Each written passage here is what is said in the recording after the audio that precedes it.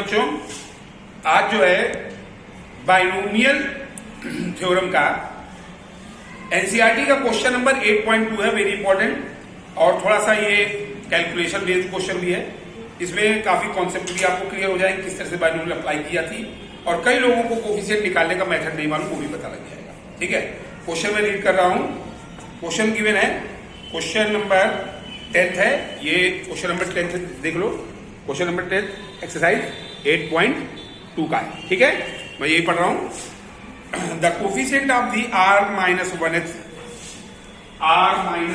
Term 10th number NCERT और exercise आपकी है 8.2 का coefficient of r minus 1th comma RS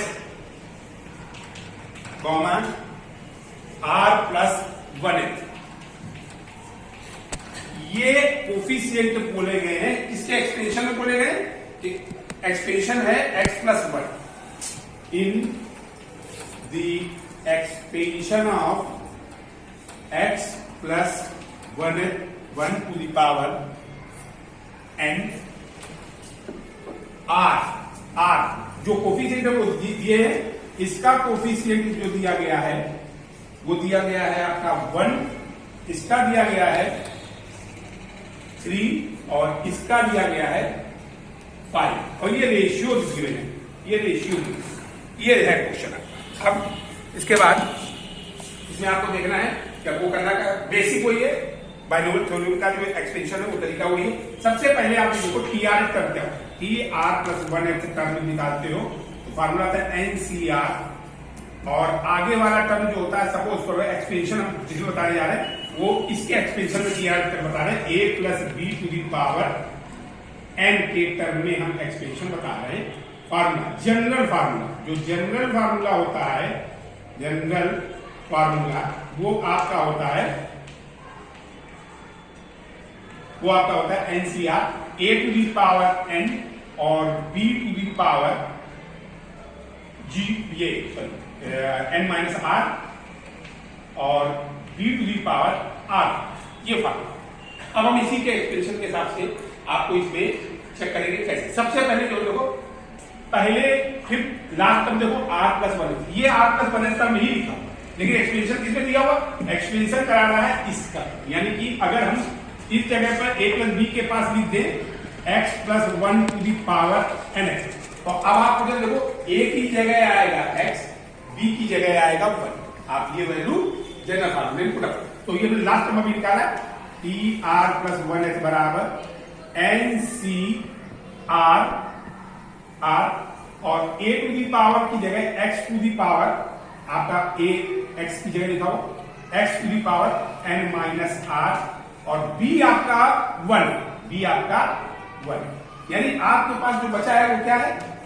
NCR x की पावर n माइनस r। अब आप ये देखो, ये टर्म आपका निकल आया है। तो B1 है, B1 था और इसकी पावर r थी, तो 1 को लिखने के होते ही 1 का पावर कुछ भी हो, आंसर 1 होता है, वहां से B1 लग गया। ये आ गया पहला, इसका रेशियो 5 है। एक इक्वेशन नंबर निकाल दो, फर्स्ट इक्वेशन, और इसमें x to the power n minus r जो आ रहा है उसका कोफिशिएंट आ रहा है आपका ये NCR। ठीक है, सिंपल से हम इसको कंपेयर करेंगे और इसका कोफिशिएंट डायरेक्ट जो r प्लस 1 टर्म आया वो हमारे पास ये आया पहला। दूसरा, अब बड़ा सिंपल तरीके से अगले टर्म देखो। अब हम R टर्म निकाल, चेक करो। अगर आपसे बोला जाता है फोर्थ टर्म आपको लिखना हो तो आप कैसे, आप इसको दो पार्ट में लिखोगे r प्लस 1 की तरीके से। कैसे? 3 प्लस 1 ऐसे। तो अब अगर r टर्म पूछा गया तो r टर्म को कैसे लिखेंगे? r में से एक आप घटा दो और एक जोड़। अब आप देखो ये आपका हो गया थर्ड और प्लस 1, यानी आपको जो टर्म कहा जाए उस टर्म को इस फॉर्म में लिखना जरूरी होता है, r प्लस 1। r हमारा जनरल टर्म है और उसको हम यहां पर जो पूछा गया r टर्म, उसकी जगह लिखेंगे r। अब आप ओपन करो तो r कैंसिल हो जाएगा, हमारा r टर्म आ गया। यानी हमारा लिखने तरीका क्या होगा, टी आर माइनस 1 प्लस 1 बराबर एन सी, आर की जगह आर माइनस 1 और X to the power N minus R minus 1 और 1 की पावर जो होगी वो खत्म कर दो, उससे कोई काम नहीं। आपके पास बचा क्या, इसका कोफिशिएंट आ रहा है एन सी आर माइनस 1 और एक्स की पावर एन माइनस आर और ये आया प्लस, कोई डाउट, यानी इसका कोफिशिएंट हमको मिल रहा है ये बाइनोमियल कोफिशिएंट ध्यान देना, प्लस सिर्फ बाइनोमियल कोफिशिएंट ध्यान दीजिए और कुछ नहीं, ये तो ये आपका आ गया सेकेंड इक्वेशन। अब आप थर्ड से पहले नंबर फर्स्ट, अब तरीका ही बदलने का तरीका ही था। अब इसको कैसे करेंगे, यानी r माइनस 1 टर्म को हम कैसे, जरा चेक करो, आपने इसमें भी वही काम किया, एक जोड़ा और एक घटाया, हमको प्लस 1 जरूर मिलना चाहिए या माइनस 1, हमें प्लस 1 मिलना तो हमने अपन से एक जोड़ा एक घटाया और इसमें बात कोई चेंज नहीं, हमारे को फर्क बता दे r माइनस 2 एक ब्रैकेट कर दो, माइनस माइनस जोड़ दो और प्लस 1 बाहर। अब ये आपके पास आ गया टी आर माइनस 2 प्लस, अब इसको भी ओपन करिएगा, क्या आएगा एन सी, आर की जगह आएगा आर माइनस 2 और ये आपके पास आया X to the power N minus R plus 2 और 1 लिखने की आपको जरूरत नहीं, यानी कि इसका कोफिशिएंट आपके पास आ रहा है ये। किसी को कोई डाउट? क्वेश्चन में फिर से एक बार कंसंट्रेट हम करा रहे हैं, क्वेश्चन में आपसे बोला गया था कि the coefficient of the R minus 1 term R term and R plus 1 term, coefficient की बात की और कोई बात नहीं, समझ रहे? कोफिशिएंट जब बोला जाए कोफिशिएंट पे कंसंट्रेट करेंगे, इसके अलावा बाकी टर्म पे कोई लेना देना नहीं, और वो दे रहा है ये रेशियो में गिवन है। अब आप इसको शुरू करिए, ये थर्ड इक्वेशन, ये आपका थर्ड इक्वेशन आ गया। अब ये बच्चों जो है T R minus 2 plus 1 term को हमने ये कोफिशिएंट दिया। अब यहां पर आपको ये लर्न करना है कि अभी आपको थोड़ा सा बोर्ड क्लियर करना पड़ेगा, तो आप लोग इसको जो समझते हैं वो नोट कर लें, उसके बाद साइड से हम करने शुरू करने जा रहे हैं। अब बस अकेले टर्म हम छोड़ेंगे इक्वेशन वाले, बाकी हम सब कुछ रब कर दे रहे हैं। ये आपका हमको जो जरूरत है सिर्फ हम उसको नोट करते हैं यहाँ पे, ये आपका पूरा ये हो गया और ये ठीक है, ये तीन इक्वेशन हमने जो लिख कर रखी थी वो हमारे पास।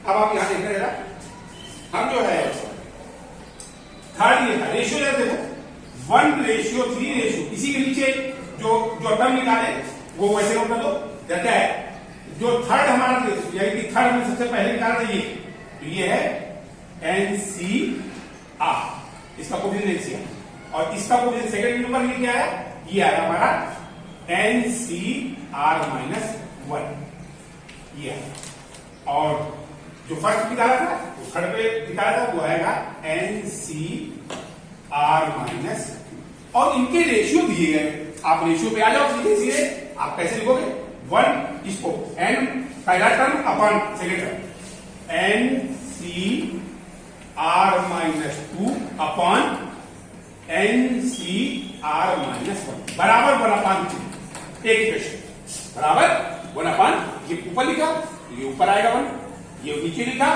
तो नीचे आएगा, क्लियर है? दूसरी बात, अब ये सेकेंड टर्म 1, अब आपने इसको नोटिस कर लिया है तो सेकेंड टर्म का वो रहेगा नहीं, थर्ड टर्म हमने कर दिया तो ठीक, तो ये जो लिखे हुए हमारे पास, अब आप इसको साफ कर दो।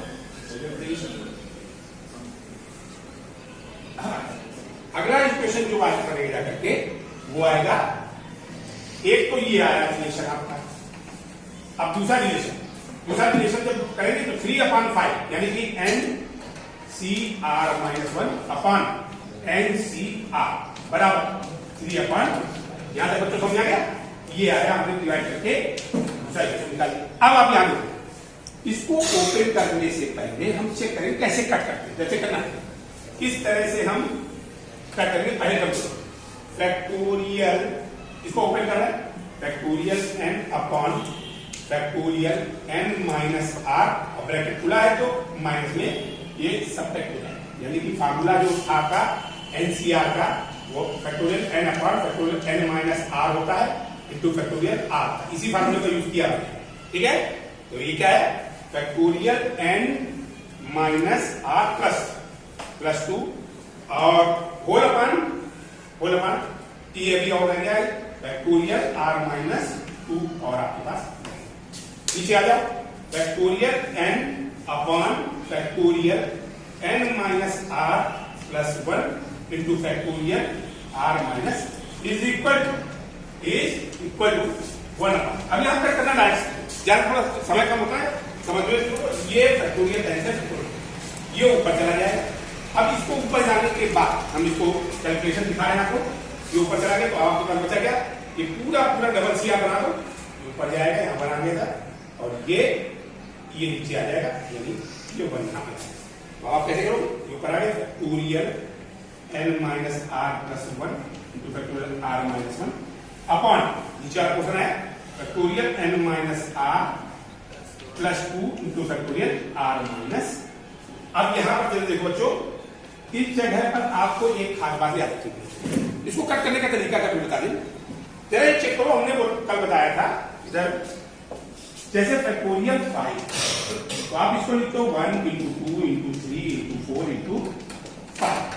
अब आपने अगर 5 को यहां रोक दिया तो आप इसको क्या लिख सकते हो, फैक्टोरियल 4 और ये 5 बाहर, यानी ये चीज आपकी बराबर है 5 फैक्टोरियल 4। ऐसे करते करते 5 अगर हमने बाहर लिया तो अंदर एक कम हो जाएगा, एक अंदर कम हो जाएगा। इसको लिखने का तरीका ये सेम तरीके से यहां देखते हैं, ये टर्म एक ज्यादा है, r प्लस 1 ये r प्लस 2, हम नीचे कॉमन ले सकते हैं, तभी फैक्टोरियल वाला कैंसिल होगा। हमने क्या किया, n माइनस r प्लस 2 बाहर लिया तो अंदर एक कम माइनस 1, तो ये 2 माइनस 1 बचा, 2 माइनस 1 क्या हो जाएगा, प्लस 1, क्या हुआ। अब देखिए ये कैंसिल,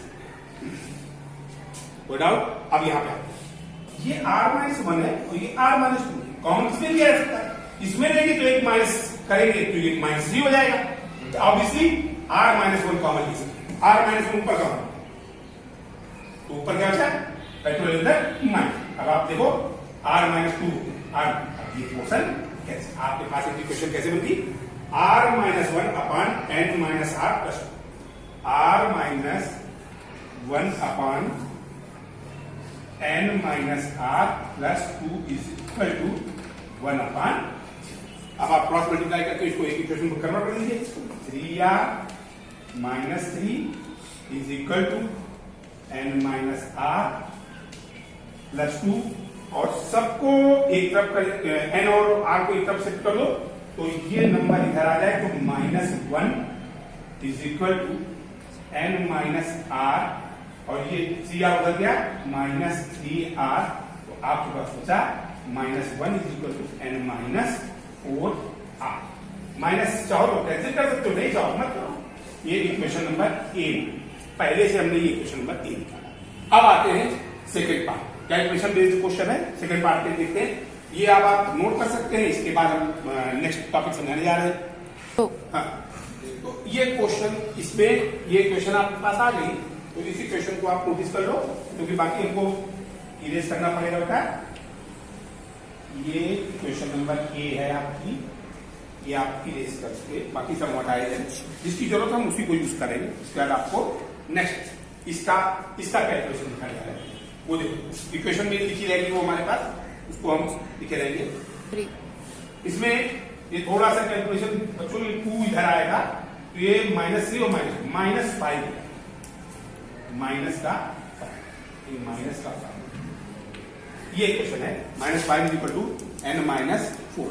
अब आगे वाले क्वेश्चन में कैलकुलेशन इस क्वेश्चन में है, वो आपको ध्यान से देखना है, कैलकुलेशन आपकी रॉन्ग ना, ठीक है। अब हम ये क्वेश्चन आपका बताएंगे आगे। अब ये आपके पास रह गया सेकेंड पार्ट। सेकेंड पार्ट में n, इसको डायरेक्ट खोल लेना है, डायरेक्ट खोल लें, factorial n upon factorial n minus r plus 1 into factorial r minus 1। इसको ओपन करके आया और अपॉन में हम इसको अब उल्टा कर रहे हैं, नीचे से रेसिप्रोकल हो जाएगा, तो हम यहां पर डायरेक्ट करने जा रहे हैं फैक्टोरियल n, और इसको जब खोलोगे तो रेसिप्रोकल के ऊपर आ जाएगा factorial n minus r into factorial r, जिससे कि थोड़ी सी जगह से। अब यहां पे देख रहे हो सुनो, ये कैसे, अब यहां पे फिर वही लॉजिक लगेगा, यहां चेक करो यार n माइनस r है और यहां पे क्या है n माइनस r, ये एक ज्यादा है, इसमें कॉमन नीचे वाले कॉमन, इसको बनाने के क्या करेंगे n माइनस r प्लस 1 हमने कॉमन मतलब बाहर किया, तो ये यहां पर एक -1 एक घट। अब देखो माइनस प्लस 1 माइनस कैंसिल, क्या ये क्या लिखा, ये पूरा पोर्शन ठीक। अब यहां पे आओ, ये r माइनस 1 और ये फैक्टोरियल r, इसमें r ले लो कम बाहर, ये माइनस एक घट है, ये और ये आपके पास क्या बचा r upon n minus r plus 1 is equal to 3 upon, cross multiply करो, क्रॉस मल्टीप्लाई करके इक्वेशन बनाते हैं 5r is equal to 3n minus 3r plus 3, यानी कि r को सिंपल कर दो, 3 को इधर जाओ -3n minus 3r minus 5r, ये आ गया -3 is equal to 3n minus 8। Clear है, क्लियर, ये आई आपके पास से। अब साइमल्टेनियसली दोनों इक्वेशन को सॉल्व करना, जैसे एक्स वाई को सॉल्व करना, ठीक इसी से। यहां देखो जरा, यहां पर माइनस, इसको इसमें घटाने जा रहे हैं, लेकिन n को बराबर कर दे रहे हैं, इसमें 3 का मल्टीप्लाई कर दे रहे हैं, क्योंकि यहां पे है n नहीं n है, और यहां क्या 3 और घटा 3 का मल्टीप्लाई 5 3 जा 50 माइनस, दूसरा इक्वेशन की हमने वो लिख दे रहे 50 और 3n माइनस 3 हो जा 12r, ये सब्ट्रैक्ट करो, और अब आप इसको सब्ट्रैक्ट करो, minus minus plus minus plus, ये 3n कैंसिल, यहां आपके पास बचा प्लस 15 में से 3 सब्ट्रैक्ट हुए 12 प्लस कट, और यहां पे आते प्लस 12 में से 8 सब्ट्रैक्ट हुआ 4r, यानी r इज इक्वल टू 4 3 जा 3 आया, पहला आंसर, एक आंसर। सेकंड आंसर के लिए r की वैल्यू आप इसमें पुट अप कर दो, सेकंड वाले में, फर्स्ट वाले इक्वेशन में, या यहां पे पुट कर दो, कहीं पुट कर दो साइमल्टेनियसली, तो सीधे r की वैल्यू 3 हमने इसमें पुट की, यहां देखिए क्या आ रहा है, इसमें पुट कर रहे हैं r की value -5 is equal to is equal to n की वैल्यू हमें नहीं मालूम, माइनस n माइनस 4r और r की वैल्यू 3, तो -4r की वैल्यू 3, यहां पे है -5 is equal to n minus 12 इधर से हुआ -5 plus 12 is equal to n, यानी n इज इक्वल टू